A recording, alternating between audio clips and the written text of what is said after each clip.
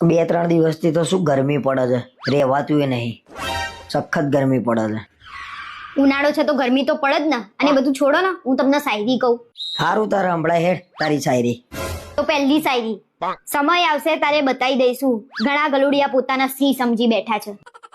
વાહ, શું શાયરી લખી છે. જેને લખી છે ને એને બાળક બુદ્ધિમાં લખી છે. હજી તો બીજી શાયરી કહું, સાંભળો.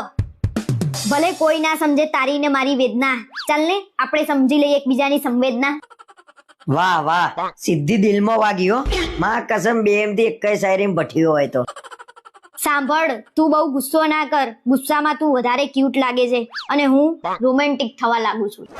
ગજબ પુરુષ છે, પેલી ગુસ્સો કરે છે તોય રોમેન્ટિક થાય છે. આપણે કશું વળતું ના હોય તો શું લેવા શાયરી મારવી પડે, ખાલી ખાલી શાયરીઓ લખવાની. તો હું એ જ કહું છું, તમારાથી કશું વટતું નતું તો આ ફેસબુક ઉપર શાયરીઓ શું લેવા લખતા હતા? અને આ બધી શાયરીઓની પાછળ આરકે શું છે?